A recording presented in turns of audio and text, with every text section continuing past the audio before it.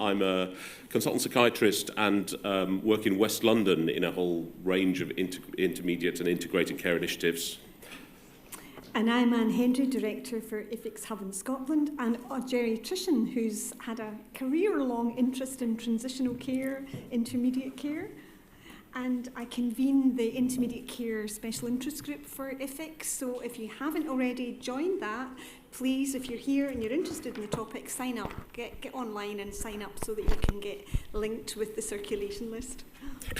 So without further ado, really, we've got 7 fantastic speakers for 6 presentations in the next hour and a half. So we're not going to dwell too much on introductions, but a couple of messages. We are live streaming this platform, so if individuals want to ask any questions, please, you can do so online. We'll also be coming around with the roving mics. The sessions are 15 minutes each, including time for questions, so we will be waving frantically to give you a few minutes' notice to allow time for questions. And I've also been encouraged to invite everyone to tweet during the course of the session if you want to share the information that's being recorded. So, as I said, without further ado, I'm pleased to invite Dries Cautreels and Sam van Bastelaere onto the stage, who are going to talk about their academic workplace on de-institutionalization. All right, good morning, everyone. Thanks for having us. My name is Dries. I used to work in care for disabled people for almost 18 years, and since 1 year, or a little more than 1 year, I started at Ghent University, being member of the academic workplace on De-Institutionalization, but later on that we'll talk some more. Integrated care, vulnerable people, vulnerable groups, leaving no one behind. I think, or we think, it's also important to mention people with a disability. So that's where the academic workplace all started. Now, why did we do it? Where did it all come from? It's perhaps also good to look back, not too much, certainly when we look at the time, but when we look back a bit in history, we can see different paradigms, but also the care for people with a disability was spatially situated at the edge of society. This is an example in Ghent, Gisela Institute. But what we did, we see poor living conditions, lack of social relationships, abuse, neglect, wasn't that good. Then we jump forward to the 60s. After World War II, there were sharp critiques on what the institution or institutions did to people with disabilities. And then violation of human rights was one of the triggers, one of the leverages to promote de-institutionalization, being one of the key elements to move forward, to realize this paradigm shift, and to realize inclusion. That was one of the main issues or main goals. But in the translation of de-institutionalization, we think there's a dichotomy that has come to the front. A dichotomy saying that living together in residential care is undesirable, bad, not good, and that living alone or independent should be desirable or the best option. So, in this dichotomy, we see that de-institutionalization is mainly understood in terms of dismantling residential care facilities. But there's a problem. There's a big problem, we think, because dismantling residential care institutions is not enough. Quality of care can also lack in community-based care, and that's what we see here. We see 3 knowledge gaps. Actually, it's 3 problems we see. The first is, in literature, it's called institutionalization at home, institution-like practices, community institutions. Actually, traveling institutional logics, going from the old school institution to so-called community-based services. And we see that these institutional logics, they don't disappear. They really don't, so we need to tackle them. Secondly, people with multiple vulnerabilities, I'm sorry for my English, they still need residential care. So it's not a question of dismantling all institutions, it's also a way of trying to find ways to improve residential care as it is now. And also focusing on livability for residents, network and professionals. So I think looking back and looking at where we are now, we see some challenges, stating that de-institutionalization cannot be limited to dismantling physically large-scale institutions, but we have other or broader challenges that need to be addressed. And we do believe so that they are also important to address when we try to realize integrated care to its full extent. Not only focusing on structures, but also on cultures. That's, I think, one of the main messages we want to deliver. So we have some specific challenges. We're not going to elaborate too much on it.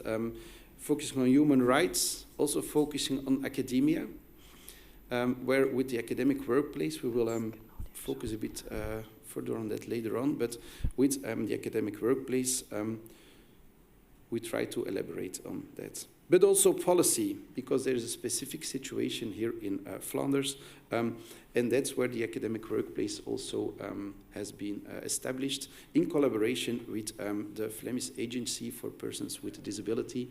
That's where we met, that's where we set up this academic workplace, and Sam will talk you through this. Okay, thank you, Dries. As Dries already mentioned, I'm from the Flemish Agency for People with Disabilities, the VAPH.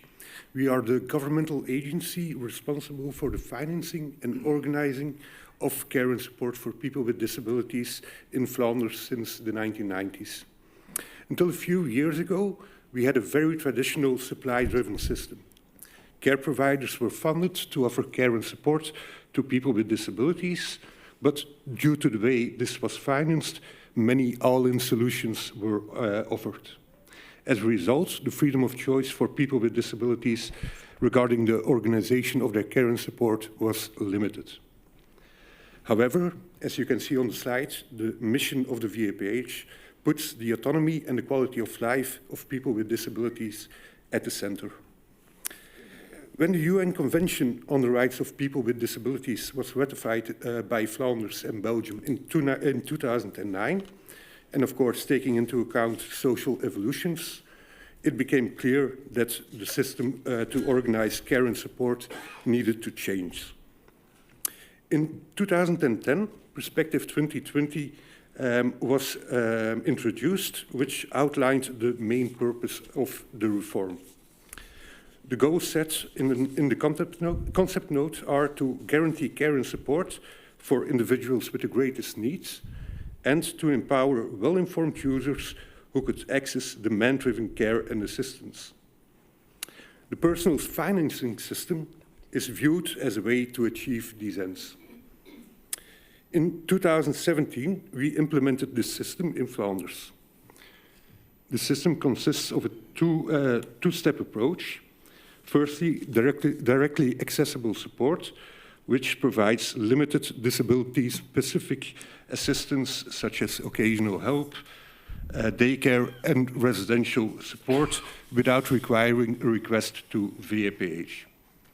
Secondly, personal budgets offer a tailor-made budget that allows adults with disabilities to purchase care and support within their own network, from volunteer organizations, individual support workers, professional service providers, and also VAPH licensed service providers that provide this disability-specific care and support. A request to VAPH is needed for personal budgets. Currently, there are about 27,000 budget holders and about 23,000 users of directly accessible support in Flanders. However, implementing a demand-driven financing system alone is not enough to bring about fundamental changes in the way care and support is provided. People with disabilities are already a vulnerable group, but as VAPH, we are well aware that, that within our target group, there are some individuals who are extremely vulnerable. That's a difficult word. Recognizing the need to maximize their autonomy and ensure their quality of life, we have sought the help of the academic community. Dries represents them. Through the establishment of an academic workplace, we aim to connect scientific insights, policy, and practice to effectively meet the needs, desires, and dreams of our target group. The academic workplace serves as a platform for collaboration, bringing together academia, policy, and practice. It allows us to leverage scientific knowledge and research to inform our policies and to improve the quality of life of people with disabilities. By working together, we want to create an inclusive society that respects the autonomy and enhances the quality of life of all individuals with disabilities. Dries? So I think that's where we met, policy and academia. Also, here, we saw that introducing personal budgets was a momentum, but still, we see that some of the institutional logics are still translated into, for example, the reproduction of hospital models. So, that's where we met, and we set up a model. The model you see is delivered by the European Expert Group on Deinstitutionalization. It might also be an inspiring model to embrace when we look at integrated care, because based on that we state that deinstitutionalization is not to be downsized to location solely, but we have a plea to go from transition, to transformation. Transformation of all spatial surroundings. So, in an attempt to go beyond this dichotomy and polemic. We see two things that, when doing so, we have collaboration or intertwining between welfare and care policies. And we have to leverage the available capital in the care and in the integrated care. One more word about this model on your right-hand side. It's a model, as I mentioned, delivered by the European Expert Group that we embrace with the academic workplace, mentioning that the institutionalization is not only about location, the dismantling, but also about autonomy, which was already mentioned by Sam, but also during the plenary this morning, and also style of service, referring to how do we interact with the people with a disability. Style of service, or which kind of professionalism do we need in order to realize the institutionalization to its full extent. So, we embrace a socio-spatial perspective, which might not surprise you, as I'm doing my PhD in the Department of Social Work and Social Pedagogy. So that's the perspective we use, but the aim is, I think we widen the scope, which makes it not easier, because when you say that the institutionalization is about dismantling, it's more easy than making the scope wider. In an attempt to realize high quality living, referring to a living climate for all people, in whatever spatial surrounding they are. At home alone, where also institutional logics can prevail, let's be honest about it, but also in residential care facilities. Meaningful interaction and encounters, referring to the citizenship climate or inclusion, but also a high quality working environment, referring to the professionals who need to deliver care. Very briefly, the model we use is there's an academic workplace established about 1 year ago. The means to do so are delivered by the Flemish Agency, but not only the means, we have a close collaboration with VAPH and of course Ghent University, but also Team Vlaams Bouwmeesters. Actually, I really don't know how to translate. It's I'll comment on that later on. But also, for example, his Institute, which was seen on the picture. So we have several challenges we will tackle during the period of 4 years. Deliver a theoretical framework, do action research, we do it quite a lot, but also develop a tool to evaluate de-institutionalization while embracing this model, this triad. So the trajectory is for 4 years. The strategies, I think I mentioned them already. On the website, you find also some, we call it vignette, life stories, life trajectories, in which we have the life stories of different people in very vulnerable situations with a disability who are telling their story, but which we are also translating to de-institutionalization. All right, some concluding remarks. We do believe that integrated care is a collaboration, and setting up an academic workplace might be one of that ways too. Collaboration between knowledge by experience, also of the most vulnerable, referring to people who cannot claim their own rights, cannot speak out for themselves, practice policy and academia. Secondly, I think that's our main message, a plea to always go beyond slogans, go beyond programs or structures, but also embrace culture, not at least the institutional culture, as I mentioned, that can prevail in whatever situation. So look further than structures and also embrace culture. The model helps us doing so. And in this plea, and then we can finish, we also think it's not only about de-institutionalization in the care for people with a disability, but we can also make translations to psychiatric care, and elderly care, youth care, and so on. So, thank you very much.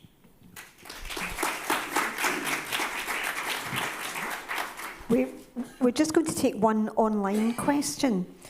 Why do governments continue to build long-term care facilities to house people with disabilities when it's such a poor model that's not really human rights based? Well, the thing is, there are some people who need a whole lot of care and support, and people need to have the choice where they get the care and support. Some people are choose to live in the center of town in a home that's adapted to them, that's very accessible. Of course, there's their choice. With the personal budget system we have in Flanders, people can buy an assistance at home from regular services. They can hire an assistance. They can become an employer. But they can also make the choice to buy their care and support from a service provider who is building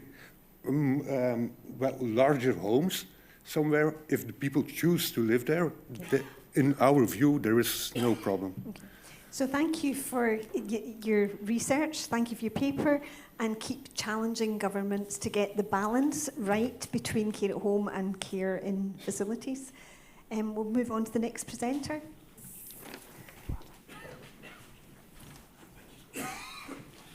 Thank you very much. So hopefully by the magic of technology, we're going to be joined from Toronto now by Sara Guilcher, who's going to talk to us about concept mapping, brainstorming results for improving care transitions for adults with hip fracture.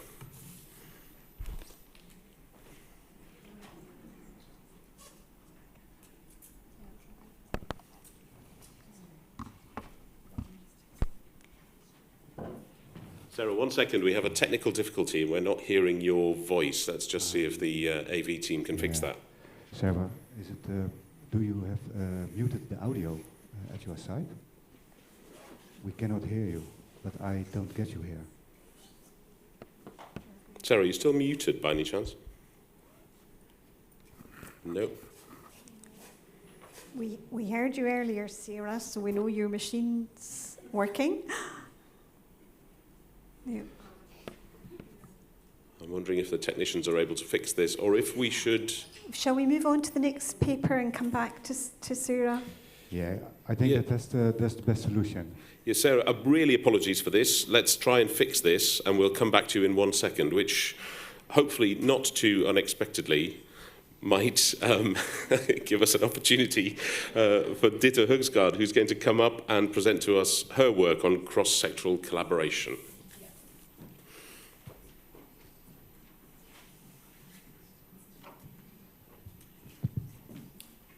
Thank you for the presentations, and thank you for allowing me to show you this project about video meeting and video conversations between healthcare professionals when this complex and multimorbid patients, they are across sectors.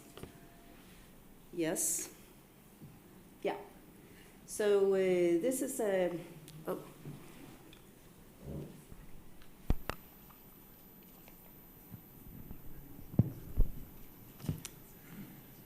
Where's the? It was this one. Oh. Yeah.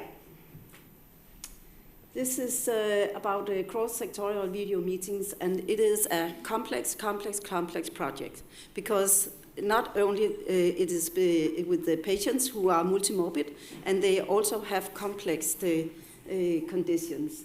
It is also complex because it is between different healthcare professionals. It's between doctors, nurses, therapists, and complex again because it is between sectors. So actually here we have a complex project.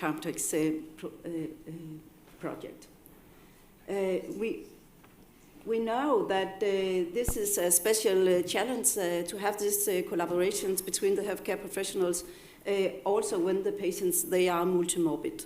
Because then you have a lot of specialists, a lot of different doctors, nurses who are in this project with the patients. Or, of course, it is also a big problem when we are talking about transitional care. The main aim of this research is that it is an action research design, and we want to, with the participants, it is participants from municipalities and from the hospital and from GPs, general practitioners, to go with us and to develop some new models or some new strategy for how can we be much better to have the collaboration between the healthcare professionals. So this is the design, and here you can see that we are now in, I know that we are in 2023, but this is finished in last autumn. Then I will present the evaluations from the project for you. And you can see that we have also had a lot of workshops, dialogue, seminar, and a lot of co-creations situations with the participants. We also have the patients and some relatives represented in this project. As you can see here, this is the interventions that we have developed together.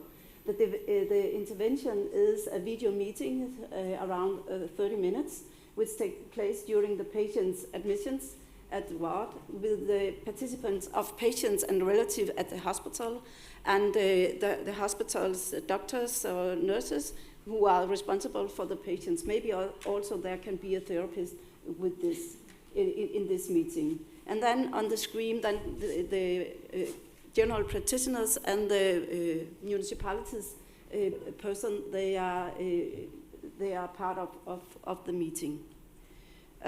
We also have a leader of the meeting. There is a nurse who is facilitating this meeting.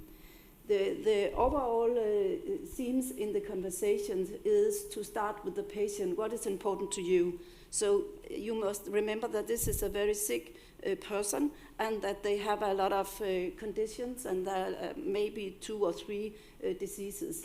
So that is the starting point. It is to talk with the patients about what is the most important for you, what matters to you. And it's also with the healthcare professionals to talk with them about what is their concerning about the patient situations or the healthcare situations.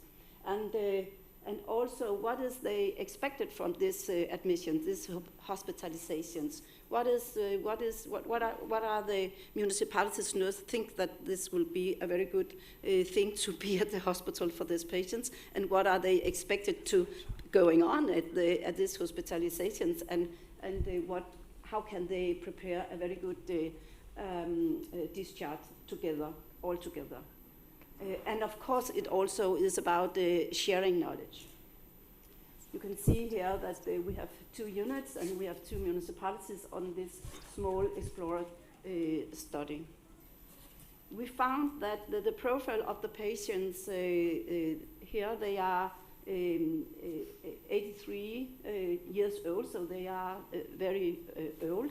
And you can also see that they have a lot of diagnoses, 10.3, it's really a great deal. Number of admissions for the last year, 3. So here you can see that this is a very sick populations of the patients.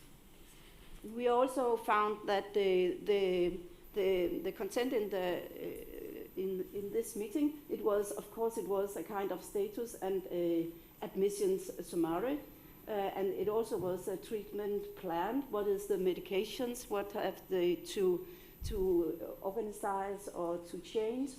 Then the function level. It was very clear for us that all the patients, they said when they have to tell us about what's the most important for you, then it has a lot of things to do with what I'm going to do when I come home. What will be my function level? Will I could do the same thing as I could before this hospitalizations?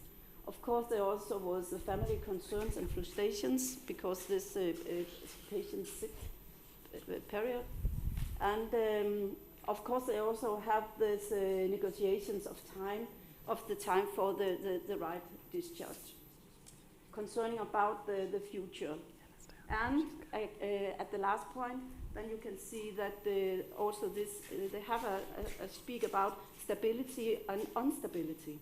And that's why we find this, that actually you can say that in good old days, you can see my hair is very gray.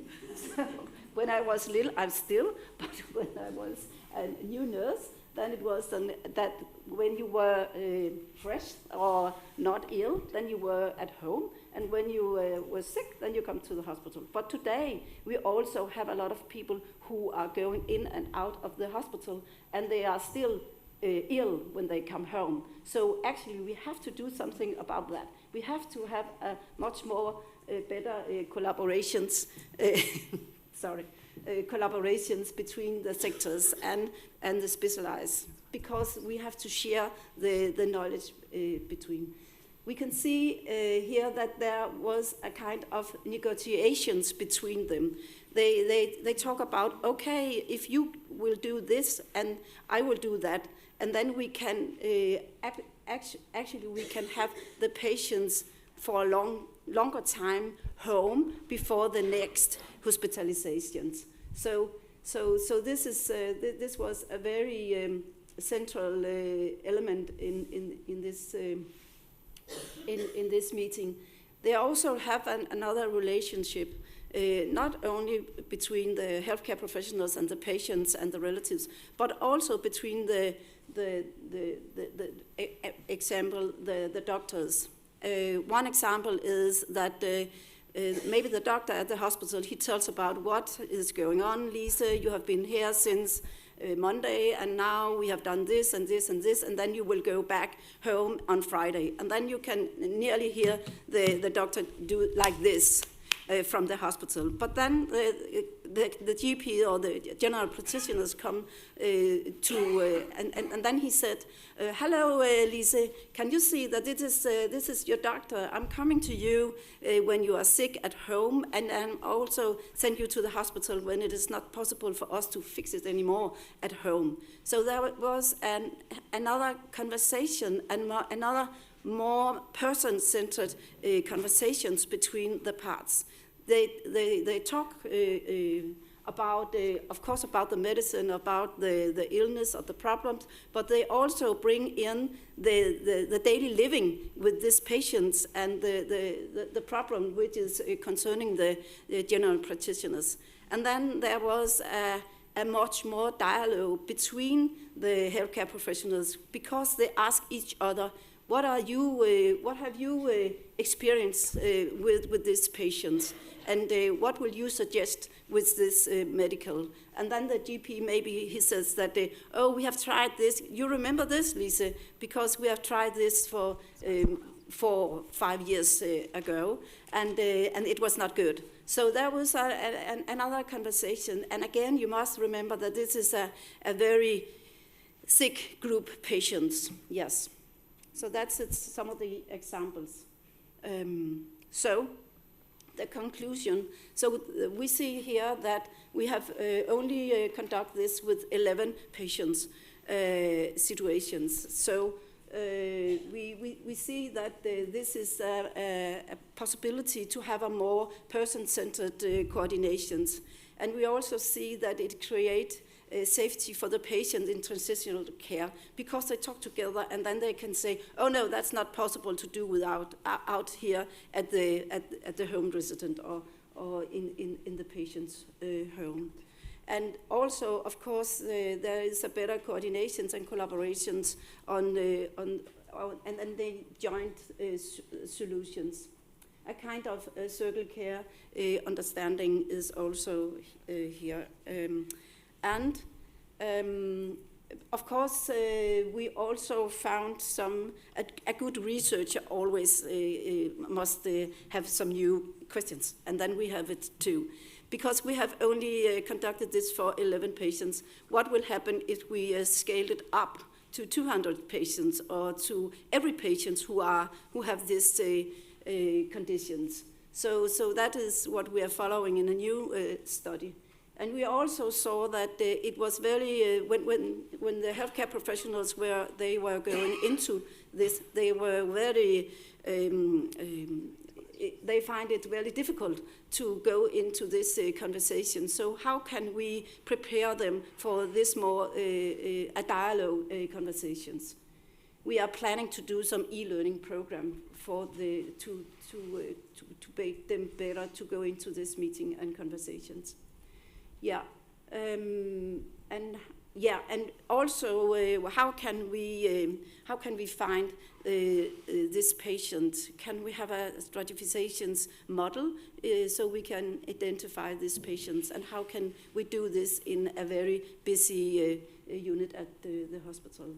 And at least, what is the cost benefit of this?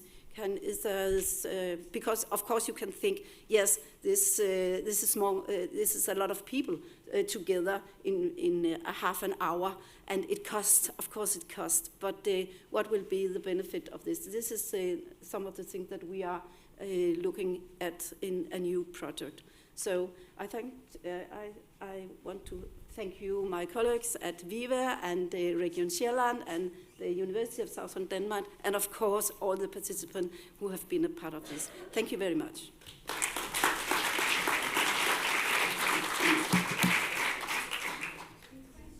For the paper, yep, here we go. Thank you, that was really interesting. I can't imagine a consultant and a GP finding the time to meet. Yeah, and I'm sure you probably felt the same at the beginning. Yeah. But I do wonder, senior nurses, clinical nurse specialists and practice nurses, has there been any work done there? Sorry, with senior nurses collaborating? Yes. Between primary and secondary care? Yeah, it's senior. But it was surprising for us that the GP, they say yes. That's brilliant. Because we have, as I told you, we have 11, and there were GP within 10. And we were very surprising that they were priority time for this. And this would be a part of the new project that we will look at the value. Why actually we want to make a research to study why were they saying yes. I think that I know why. We think it's because these patients, they are so complex, and they know that tomorrow it is my responsibility to have the response for these patients. Yeah. Yeah. It So saves- I think that's Saves them and unraveling. actually it was we called them Monday, and the meeting was on Thursday. So, and they said yes. Very responsive.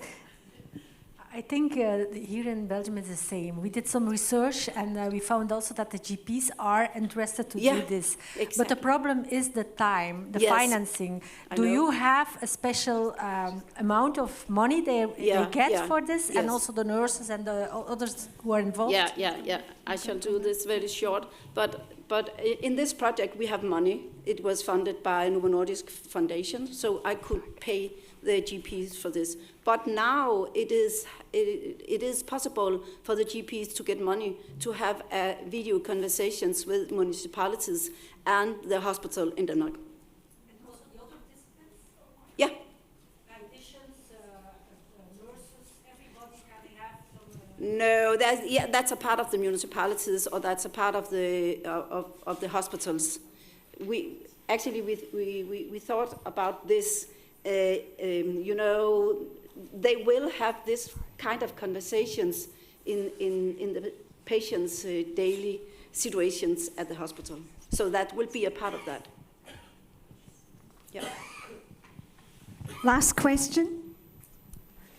That was a really great talk. I'm a general internist practicing at a large academic hospital in Toronto. Yeah. And I would love this for every single one of my patients. So I don't think it's not that we don't want it or don't, but the time is definitely an issue, as was brought up. Yeah. And I'm wondering, in your model, how much of a shared communication, like records, were available for a lot of the preparation work for such, that time spent is really focused on the now. Yeah. I don't know if I can give you any answer of that, but of course we use all this writing report between the sectors too. This is not. This is a new way to talk together with the specialist and the healthcare professionals. So it is not. We do the writing report too, and still. Okay. Thank you.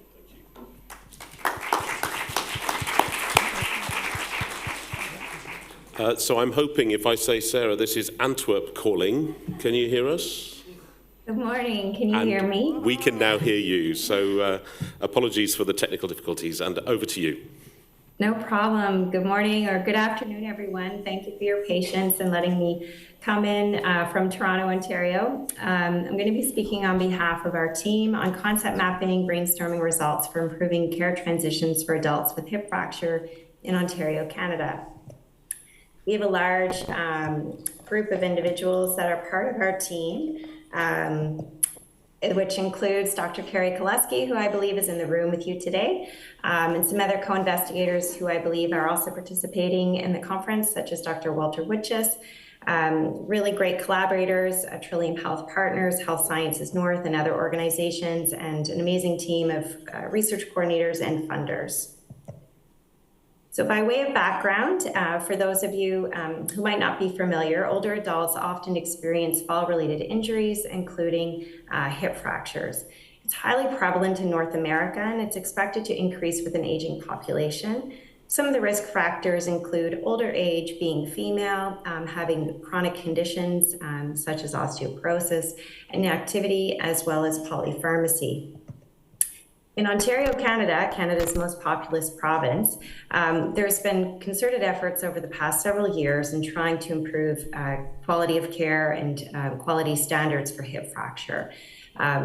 Years ago, I started an embedded scientist position with Health Quality Ontario, which is now known as Ontario Health. And one of the areas that they were really trying to focus on was, again, improving hip fracture care, but particularly around transitions in care related to hip fracture management. So what we know is that after hip fracture care, a lot of patients receive multiple different care from different providers as well as across different care settings. And the transitions, as we all know, can be a very vulnerable time for patients and families. So we engaged in several research projects, and today I'm going to present to you some of the preliminary findings of our project, where we're looking at creating a list of actionable recommendations to improve care transitions for adults with hip fractures. We leveraged a methodology called concept mapping, and I'm happy to speak more about this if folks in the room aren't familiar with it. But briefly, it's a collaborative mixed methods approach. It's very participatory driven, where we involve participants ideally through the three different stages of the concept mapping. So the first stage is called brainstorming, and these are the results that I will be presenting today. And brainstorming involves inviting participants into a series of brainstorming focus group type sessions where we generate ideas. So it's really based on group thinking design thinking, where we're really trying to generate as much ideas as possible to answer a particular question, a focal prompt question. The second phase is sorting and rating, where we invite participants back, where they will actually rate on importance as well as feasibility of the statements that we've generated in the first phase. And the final phase is called mapping session. And this is a really interactive session where participants actually look and review the data. We come to a consensus about how the data should visually look. And we reflect on some of the quantitative statistics that the concept mapping software helps produce from the sorting and rating data. So today, as I mentioned, I'm going to be talking about our brainstorming, the very first phase of this work, where we asked participants, what do you think is needed to improve care transitions for a hip fracture? We invited participants from different backgrounds. We really wanted to get diverse ideas and perspectives. We had providers, caregivers, decision makers, and patients. I just wanted to note here that we were recruiting during the pandemic, which did have an impact on the different types of participants that we were able to get. Ideally, we wanted more patients within our participant profile group. However, we compensated to some extent with getting caregivers to reflect on the experiences of their individuals within their family or friends that they were providing support for. We generated lots of ideas. So through our various brainstorming sessions, we generated over 800 different idea statements, which then get synthesized down to 70, in our case, 74 final statements. With concept mapping, it's ideal and best practice to have less than 100 statements for participants to sort and rate, because it's sort of a cognitive load to actually manage more than 100 statements. So best practice is to reduce it down to 100 statements. So in the end, we had 74 unique ideas as to what participants thought they needed to improve care transitions for hip fracture care. I'm going to talk very high level about some of the ideas that were generated. So when our research team looked at the data and conducted thematic analysis, we organized the statements either being patient-related, provider-related, system-related, or being more about care processes. I think it's important to note that some statements could actually cross over into some of the other domains, but we put the statement, situated it within a category that we felt best fit, but recognizing there can be that crossover. So for patient-related statements, a lot of the statements that were generated were related to self-management, around self-management tasks, skills, and behavior, as well as self-management support that people would receive from the health system and providers. For provider-related statements, a lot of the statements related to provider skills, particularly related to when there might be comorbidity or more multimorbidity and extra complexity for hip fracture care, in particular if there's cognitive impairment. Communication and trust was another area that a lot of statements would map back to in terms of the importance of having that person-centered care, understanding what was next in terms of their care transition to minimize anxiety around uncertainty. For system-related statements, they really related to continuity of care and trying to improve health system efficiencies. And finally, we had some statements that were more specific around discharge, specific planning, and follow-up. So to give you a sense for some of the statements that we had created with our participants. So again, the focal prompt, the main research question that we're asking of participants was, what do you think is needed to improve hip fracture care? And so an example of a patient-related statement would be discussing patients' goals early and often throughout their care transitions. I realize I wasn't able to join the plenary session due to time change, but I realize that that's a very important theme of the conference in terms of goal-oriented care, and certainly that was identified in our data.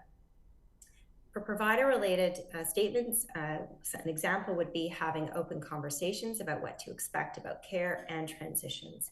Again, this speaks to reducing the anxiety that can come with uncertainty of not knowing what's next.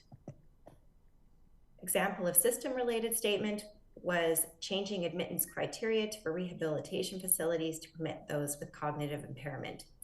Cognitive impairment came up a lot in our statements, and in particular, just within context within our rehab environment within Ontario, Canada. Some of the rehab facilities, as we've learned through discussing with our stakeholders, have certain criteria for inclusion into the inpatient rehab programs, and this was identified as an important area for future improvements. Care processes, an example here would be having ongoing patient assessments, cognitive, geriatric, and functional, to identify, monitor, and manage clinical conditions. So for an example, participants talked about not knowing baseline function of participants when they're entered into the hospital system through the emergency department typically, and it was important, it was identified as being an area of improvement to have more ongoing monitoring and assessment. So some of the key takeaways from our first initial brainstorming sessions was the idea that meaningful patient and caregiver engagement came up in a lot of our statements, and the statements often spoke to having active involvement of patients and caregivers through all aspects of their care, as well building on the concept of comorbidity. It was identified through a lot of our statements, this importance and recognition of providing care that speaks to individuals who have hip fracture as well as cognitive impairment. So for our next steps, we are in the process of finishing our sorting and rating sessions and analyzing that data. So again, we're asking participants what's important and what's feasible out of the 74 statements that were presented back to them. And the value of this is that by the end of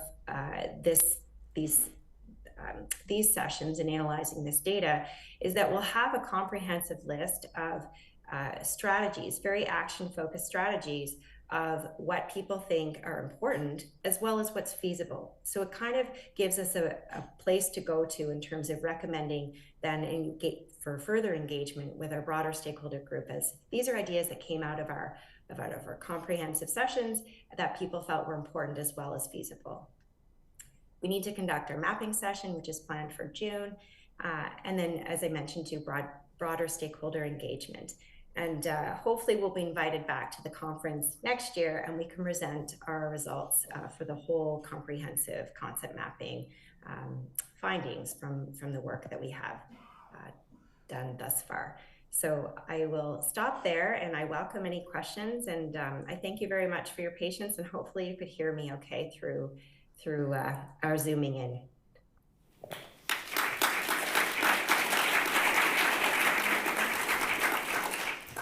Thanks very much. We'll take questions for Sara, maybe just one if we've got time. Anyone?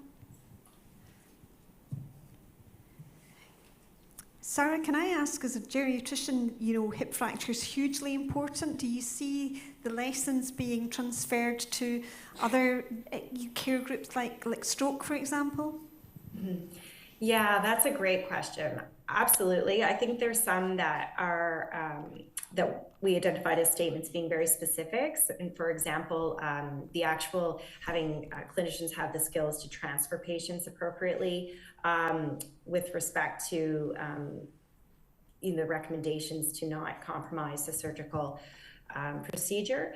But absolutely, a lot of the statements were really centered around person-centered care and really allowing patients and families to understand what's next, what's going to happen, being more inclusive with rehab, having rehab be more active during the acute phase and not for patients waiting till they go to inpatient rehab to have comprehensive activation. And so I do think that there are a lot of transferable statements, which I think would be a really interesting area for future work to look at the extent to which the statements that we identified sort of resonate with other population groups. Yeah, and if we can get it right for older people, it works for the whole system, doesn't it? So thanks again. Thanks for your patience with the technology.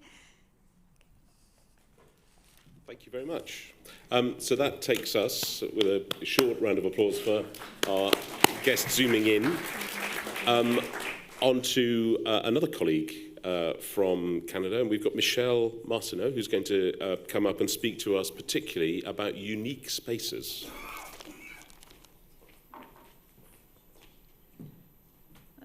Good afternoon, everyone. Thanks for having us today. So that was just my colleague Sarah, and Carrie's in the room as well too. So a bunch of our team is here representing.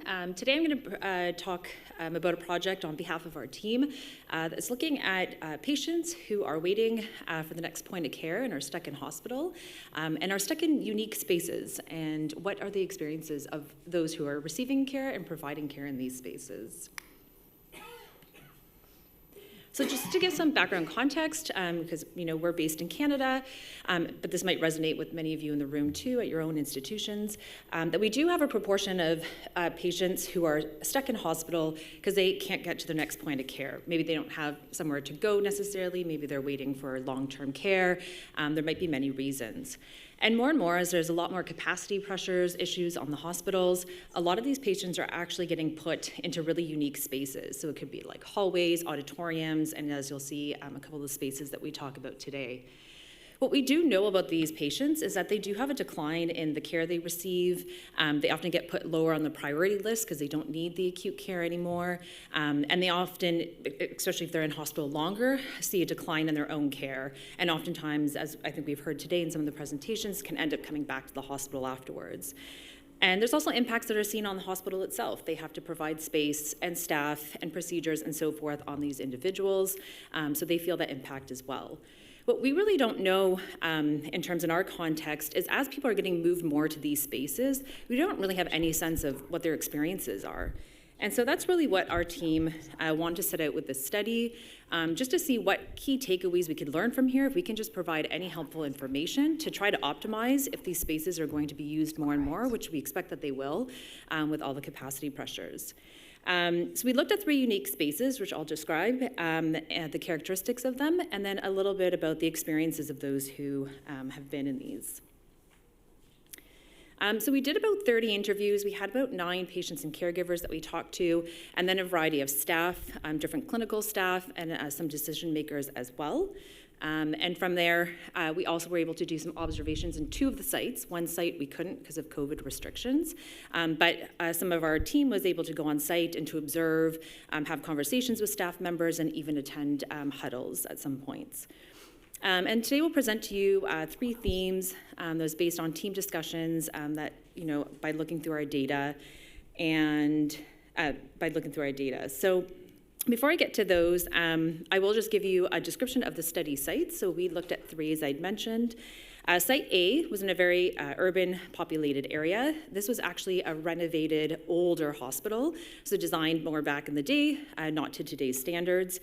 Site B was more up north in a rural area, and this was actually a renovated hospital that used to be used for cancer patients and their families to come when they were coming from out of town for treatment, but now was being used to house patients from the hospital. Site C was also in an urban, very highly populated area, and it was actually a short-term tent that was set up in the hospital parking lot during COVID to deal with the capacity issues. So some of the interesting characteristics of the site, so Site A, that older renovated hospital, this was the only one that was actually farther away from the main site. So this had a lot of implications for physicians that had to maybe travel back and forth, and also for caregivers and family members who live near the main hospital but have to travel far to see the patients that are staying at this site. It's the only one that had multiple floors, and it actually also had one locked floor that had the ability to accept patients that had more cognitive and behavioral impairments. It also had communal spaces, which the other two didn't, so they had like a garden and a dining space. Site B, what was really just interesting about this one was that it was one floor, but it had like a team that was always dedicated to working at the site, and it was the only one that actually had a geriatrician. And so we heard a lot about how that was really valued because a lot of these patients that are on the site are elderly and have a lot of comorbidities. And then what was interesting about the parking lot, that although it was a tent, it was still built to be heated. It had running water for washroom facilities and showers and things like that.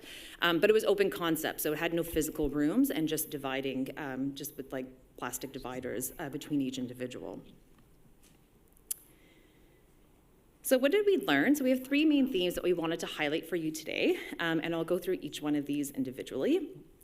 So the first one was that we saw these unique spaces had implications on the physical safety of both the patients and the staff, because these spaces weren't designed specifically like a traditional hospital unit from modern times. As you can see with the first quote that we have here, there was a lot of issues with really small rooms, small bathrooms. So if a patient had like a walker, needed help from a caregiver or a nurse, everyone couldn't fit in, had to leave the door open, which also caused some privacy issues as well when there's other patients and family members in the room. There was also issues with space and storage, so we often heard that sometimes things were just being, equipment was being stored in the hallways and blocking access to fire extinguishers and things like that. The tent actually had the ability to have larger hallways built, but there were still some worries with the fact that it was built on uneven ground. At the end of the day, it wasn't a parking lot. The second theme was around the unique spaces and the implications it had on how the teams interacted and how they provided care. We saw this a lot more in the hotel and the tent because they both were on one floor and had a dedicated team. We heard a lot of the word collaboration. They seemed really excited when they would talk about this because usually when they're in the hospital, sometimes they're separated, their offices are in different places, they're not always talking to each other and having those integrated conversations. So they were really excited that everyone could actually come together at a huddle. And so that would include like sometimes the physician, the nurses, the physiotherapist, the discharge planner. Everyone could come together, could hear about, what each one was dealing with with the individual patient, and they really felt that they were able to look at the patient as a whole and had these shared goals around, can we try to give them the best quality care while they're in this unique space? What can we do to have a smooth transition to their next point of care, and also so that they can try to move on in the best health status possible to try to decrease the chance that they'll come back to the hospital. But there were some cons because of the small spaces. Sometimes they couldn't all huddle together. Sometimes people were still joining in from Zoom, but we heard a lot of positive in this case. The last theme, and I think this one actually is a little bit more depending on the context of the space itself, is how each site was staffed and how that impacted the continuity of care. So in Site A with the older renovated hospital, because of capacity pressures and staffing shortages, they had a model where they could just move staff around all the different floors wherever they needed to, just to make the best of the situation. But what we heard, especially from patients and caregivers, was this was really difficult. They didn't have a lot of connection with their care team. They were building relationships with staff, like nurses, but then all of a sudden they didn't see that nurse for a month, and they felt like it was always building from scratch over and over again. And a lot of times they felt really left in the dark about what their transition would be, and often were finding out really last minute what might be their next point of care. There was also issues if they needed to see another type of specialist, having to go to the hospital. So a lot of times that also helped disconnect the care as well. If you compare that to maybe the tent, though, there was a physician that was on site every day. So we heard a little bit differently there, that staff and even patients and caregivers could just kind of stop the doctor for a second and ask a really quick question. Whereas at the older renovated hospital, it was often you never know when you get to see the doctor, just because of the context. So we just have a few key takeaways in thinking about what worked really well. So what really stood out from the interviews and observations was this opportunity for these interdisciplinary assessments to bring everyone together and look at that person from a holistic point of view. And more, again, especially in those Site B and C, developing a collaborative team. We heard from a lot of the individuals that it felt like they really, as a team, were working around shared goals. Even in the case of the tent, they actually had input on the design of the tent leading up to that. So they felt like they could really build this team culture from the ground up. And then also that there were these opportunities for these care teams to come together, and that it wasn't just about the staff itself, that it was also the patients and the caregivers, probably more so in the 2 sites versus the 1, but this was a good opportunity in some cases. What could be improved? So, I mean, one of the obvious ones is that you might be working within limitations of these unique spaces, but if we can think of ways to try to improve the safety for both the patients, the caregivers, and the staff that are providing care, that could be helpful, especially in terms of Site A, the older hospital, having more integrated information sharing. So we know that one was a lot more disconnected, so there could be some ways to try to think around how can we improve those conversations when people are kind of scattered across different floors and across the, going back and forth from the main hospital. And then the last piece is actually just making sure that there's also adequate resources and feeling connection to the main hospital site. So again, we kind of heard this more from the first site because they often we actually heard in interviews that some people actually said, I just feel like the hospital forgets about us. So if there's a situation where the space has to be farther away, something to keep into consideration, that maybe not everyone always has that connection to be right beside the hospital and to still feel more connected to the hospital and their colleagues and having access to the resources they need. So we are excited to share these results. We will be hopefully touching back with some of these care teams at each site, and really thankful to have the opportunity to share with you all today. So thank you. Thank you. So we've already, thanks very much, Michelle. We've already got an online question asking about this was a kind of experience at the time of COVID. How do you think the lessons learned around these spaces translate to, post-pandemic? Well, I think, from what we're hearing is that capacity issues are going to continue. They're not going away. Yeah, so, and that was kind of our mindset with this, is that these are like lessons that I don't think it's going to go away. I think some people maybe thought COVID would calm down and things would magically resolve. But it is just the continuous pressure. And I know in the context of the hospital that we're based out of, the projection is that capacity is actually just going to keep increasing over the next 10 years. So I think these lessons learned will be very applicable. We kind of anticipate that these types of spaces will be used more and often. Something like the tent was closed down because that was more temporary, but the renovated hotel and the older hospital are still in use. Okay. Any other questions from the audience? Any other spaces you haven't thought about? Oh, yeah. Yeah, I was just wondering, these places, are they waiting for rehab or are they waiting to go home? I mean, they are under the responsibility of the hospital, I understand, so it's delayed discharge. What is it delayed to? Yeah, I think it's a mix. It's a mix of people that different types of needs. Some people are maybe trying to get back home. A lot of people are waiting for long-term care. We have really long wait times in Ontario. I'm not sure if it's the same around. So yeah, some people for rehab as well. So it's not just one type of patient population specifically. Okay.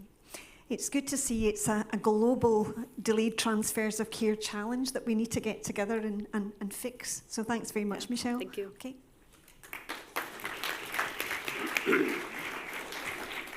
Thank you, Michelle. So we now move from transitions of care out of hospital towards the transforming care for people with learning disabilities and autism, and over to Professor Robin Miller.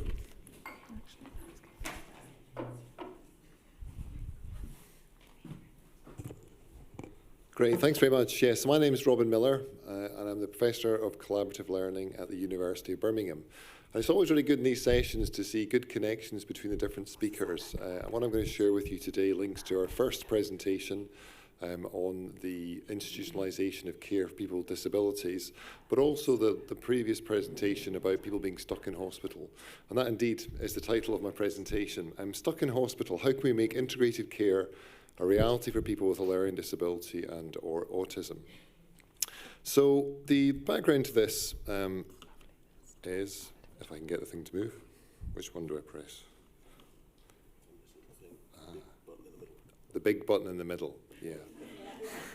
That should have been obvious. Anyway, so the background to this is that thankfully in the UK and in many countries across the world, we've now closed down the long-stay institutions in which we used to host people with a learning disability and or autism for many years.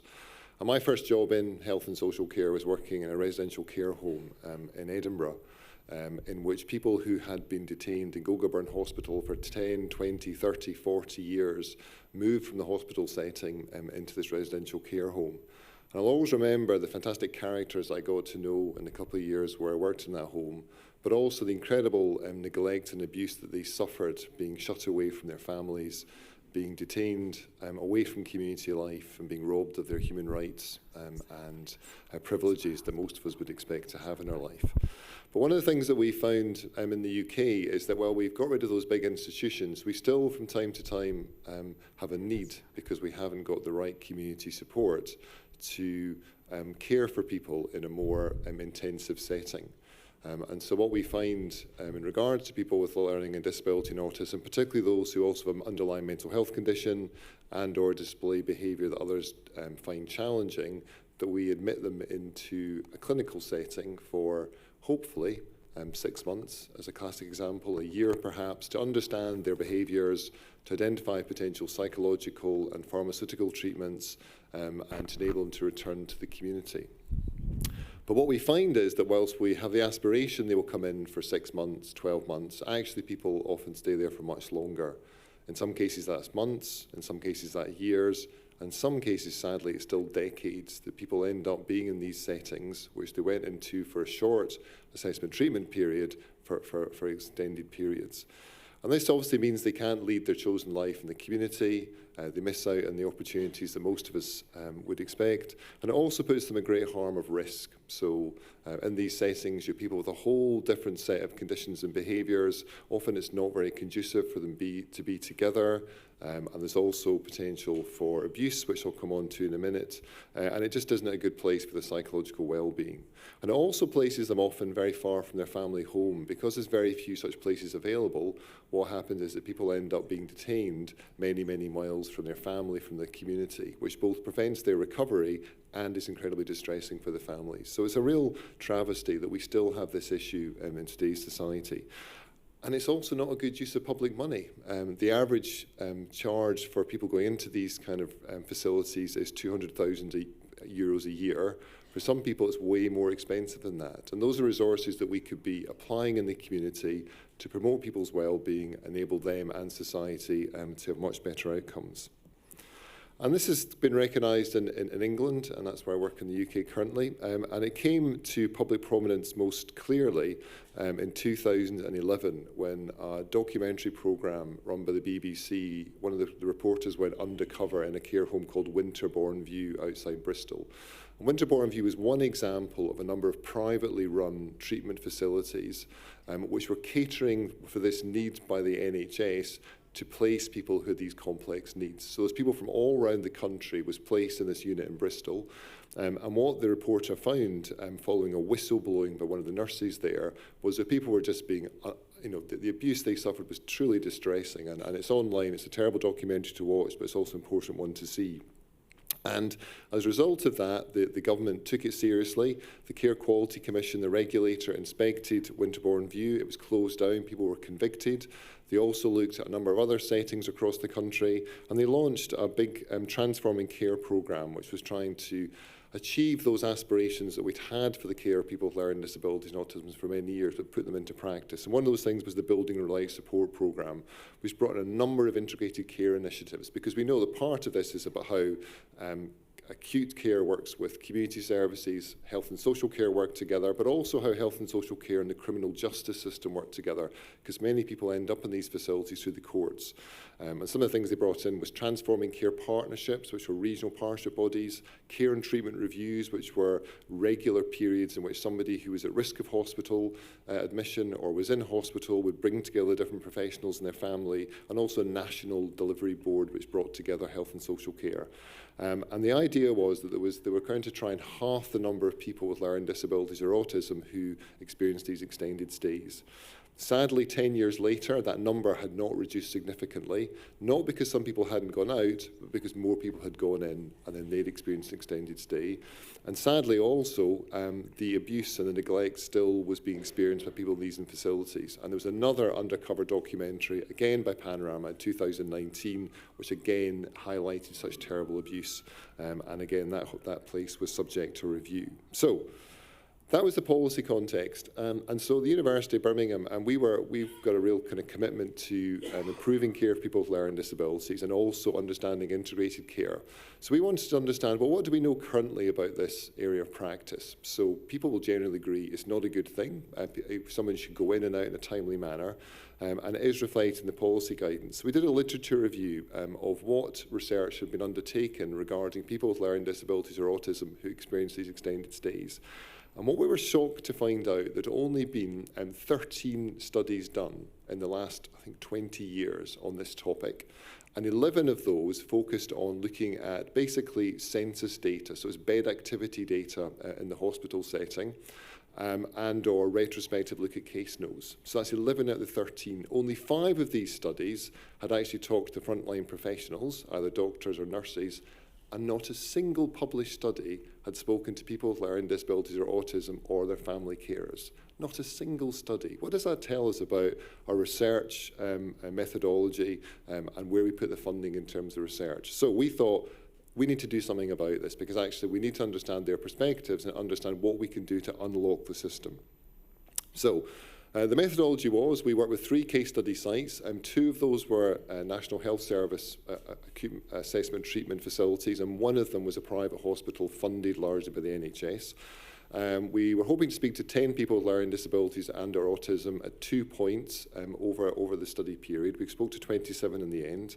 And we also undertook interviews and focus groups with family carers, where the person would agree to that.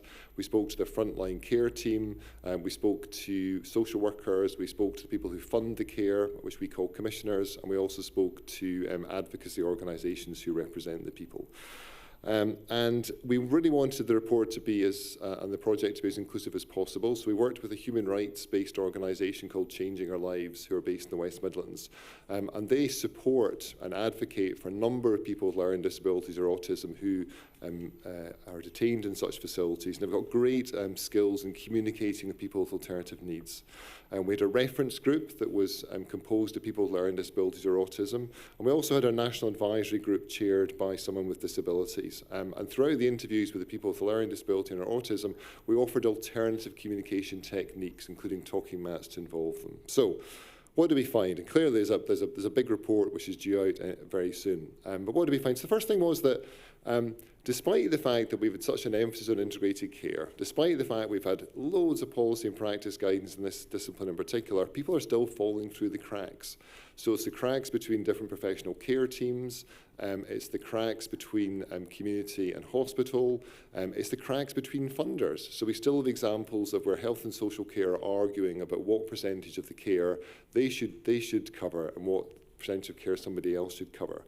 So despite the fact that everybody agrees this fragmentation is an issue, we're still not progressing on it. The second thing is that people didn't really know what they had to do to get out of hospital. It seemed to be that they would get recommended they had to undertake one therapeutic regime, they had to engage with one activity class, they had to demonstrate a certain level of responsibility, but then another hoop would be put into place, and another hoop and another hoop. So for them and their family, they're stuck in this very anxious time of not wanting to be where they were, but not knowing how to get out. And that's incredibly disorientating, isn't it, to not know exactly what you have to do in order to progress. But the thing that most people most commonly said was there was a lack of what we'd call oomph. seemed to be no momentum towards their discharge. And where people actually did manage to progress, it was because there was an inspirational individual who could be a nurse, could be a doctor, could be a social worker, could be an advocate, could be a lawyer, could be a family member, who actually just pulled people together, kept representing them and kept saying, look, we need to get this person moving on. We need to look at the housing. We need to look at the community support options. We need to look at what they're doing during the day. And for those individuals who had that support, that's great, but clearly a lot of people don't have that support, and therefore they end up just getting lost and languishing in the system.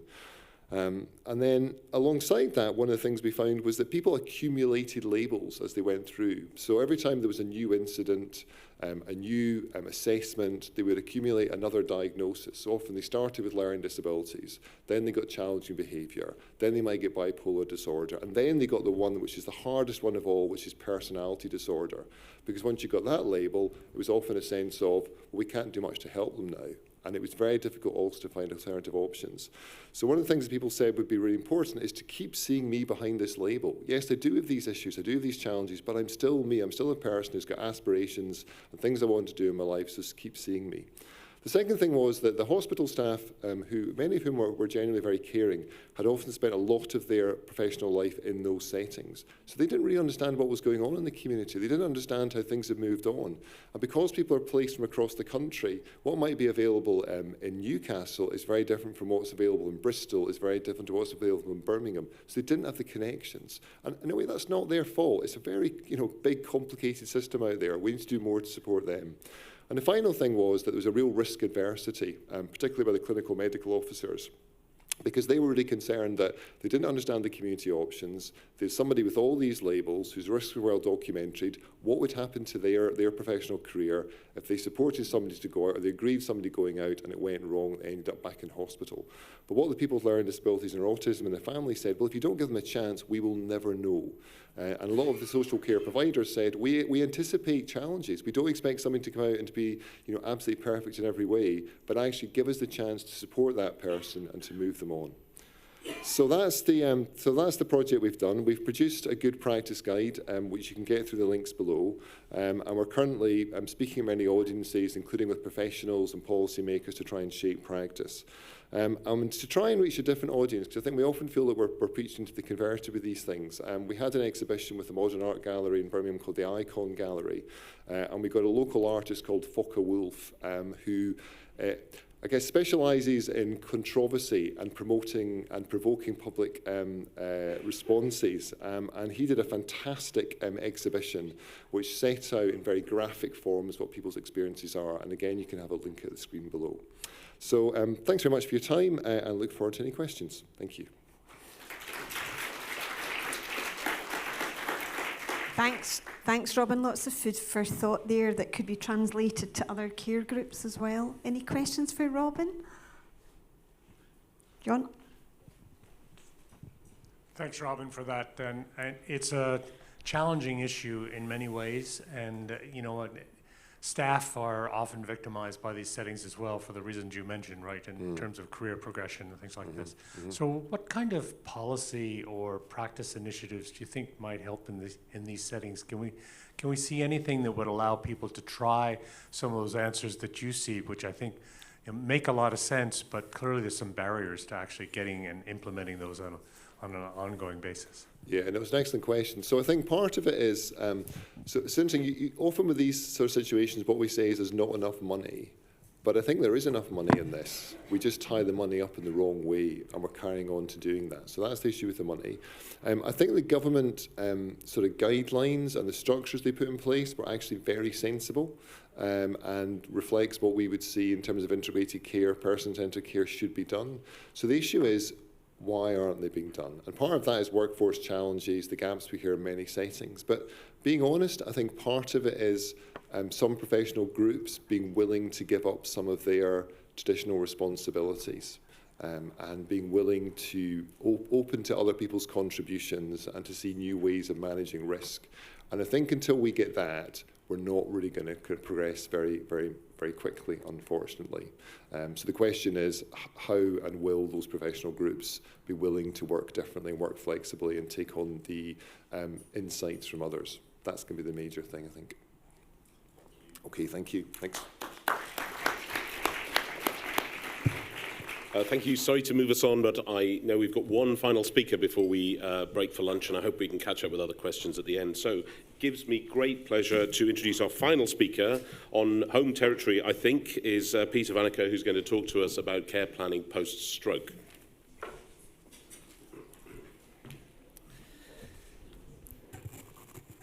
Thanks for the very kind invitation to present our results or our project that we have done during the last years on improving stroke care in our region and also above our region. Important to know is that stroke patients, they need a lot of attention on the post-hospitalization phase, because now, for the moment, the acute phase of stroke treatment is very in the picture. But one of the most important things to do for the future is to focus also on secondary prevention. We know that almost 80% of new strokes can be prevented if you focus on better secondary prevention. Second, if you want to change behavioral changes during the hospitalization, that is very important to have already the first contact with specialized nurses to see the family and the patient to discuss these behavioral changes. We also wanted to include telemedicine, especially during the COVID phase. It looked very promising to use telemedicine for our stroke patients for having this care on distance and also an earlier discharge home. Also important is that online coaching is more and more available for a lot of chronic diseases, and I think stroke is a very perfect condition for that. And I think we need also to move further to focus on integrated stroke care. That's why we are collaborating very intensively with all the other paramedics in our region and the GPs to have the best stroke care available for everyone. So we created a flow chart a few years ago in which we gave every GP, the hospitals, the stroke coaches, and also the paramedics, everyone his own responsibilities to look after for the patient. There is an important in-hospital phase, but also afterwards, the stroke coach and also the neurologist and the GP are looking after the patients together by using some common platform to discuss the patients, to see how they are evolving, and also to discuss some secondary prevention measures. There's also an option to work on online rehabilitation, but that's not been implemented for the moment. So the first phase that we have done with this project, that's called the broertecoach.be, which is the Dutch name, which is strokecoach.be. And it's partially two things. It's first a stroke coach in the hospital at the stroke unit who is responsible for the patient, who sees the patients during the hospitalization twice, who give information about the condition, but also about the secondary prevention measures, about lifestyle management, and also about reintegration. There is an online platform where the patient has been followed up, where he can also put in all his data around blood pressure, glycemia, and all the parameters that need to be followed up by our stroke coach. And there is also the possibility for telemedicine to have a video call with the stroke nurse or the stroke coach on distance for the patients and the families. So that was our idea a few years ago. Then we started in 2014 already with the first phase, which was in the local region of West Flanders, here in Belgium, where we sit together with the GPs and all the paramedics in the region. So not only in our hospital, but together with all the hospitals in the region to have one common protocol, one common discharge protocol, and also for the GPs, a time task matrix, so that everyone knows well what everyone is doing in the and out of the hospital, and also for the follow-up phase of the first 12 to 24 months after the stroke. It's important that these protocols were well discussed with the GPs during several symposia that we have organized for them. We created an online platform, but also there was a classical diary that the patient could fill in if they preferred to do it on a classical way.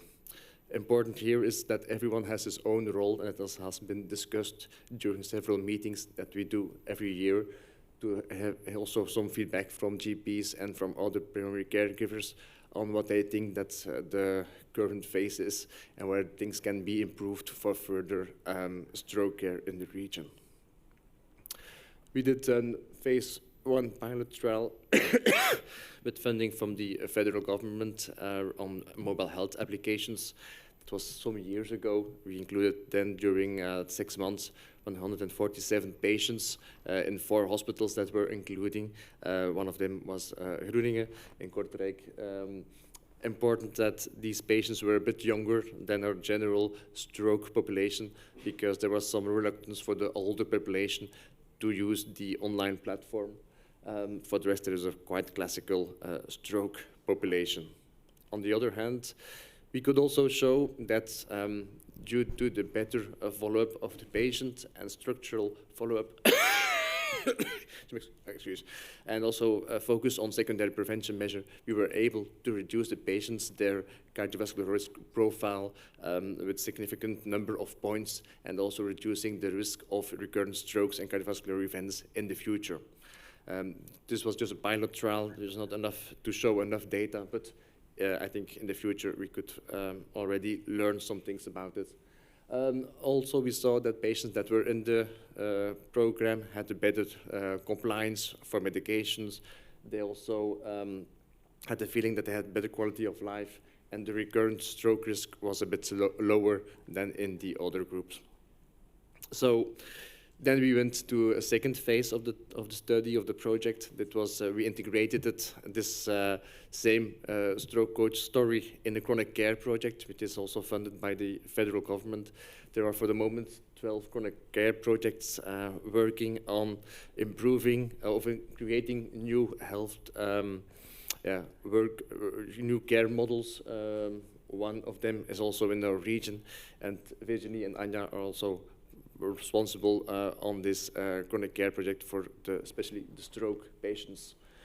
What's different with this phase 2 is that we focus a bit more on the communication between paramedics and also the GPs. We also focus on a better correct drug use by using the pharmacy for a pharmacist also to do an what we call a good clinical drug use call of talk with the patients so that they also check every time if the correct medication that they are taking. Do they know why they are taking this medication? What is the importance of the blood pressure medication or of other medication? We also have the GP who is involved, who sees the patient at least 4 times in a year. We have the neurologist. We have the also family care and home nurses that are working together in one big project to improve the patient care for this group of patients. This has been quite a success, although it was during the full COVID pandemic. We finally included 242 patients in this project, stroke patients that had been followed up for at least 6 to 12 months. And then we developed a third phase of the same project, which is a Stroke Together project, which is something that has been funded by the European Fund for Regional Development, which is a collaboration with also the regional government of the province of West Flanders. And we created a business case for a new digital health path for stroke patients. So the initial existing online platform has been redesigned, has been developed a new one, and with more focus. This was together with some important stakeholders in the region. There is also networking, the insurance companies, some local knowledge institutions that also participated.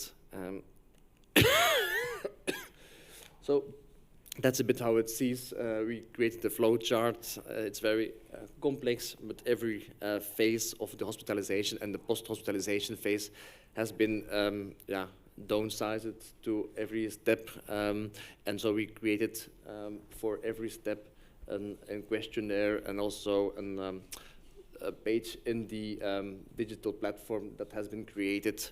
This is called Stroke Together, which is together with the Communicare, which is our IT partner, to create this application for stroke patients to be in follow-up. It's quite preliminary, the data for the moment, and we have currently only 29% patients included in this trial, and we hope to have some more in the future, and we can present, hopefully within a few months, some more data about the quality of life, but also about the use of the platform, and also to see if the patients are happy to implement it, and also for the caregivers if they are interested to use it in the future, because it's also important to see if we can make a business case of it and to see if it can be used also for other hospitals in Belgium. So this is my final slide. I think it's important if we want to have better care for every stroke patient, then we need to collaborate together with everyone in the primary care, paramedics, and I think that's what we have been done for so many years from now on. I think we have done big steps. There are still a lot of things to work on further. I think we learn every day from all the paramedics we're seeing regularly to discuss what can be improved for stroke care in our setting. I also want to thank the hospitals that collaborated here, and also Virginie, who is also doing a big of the job on this project.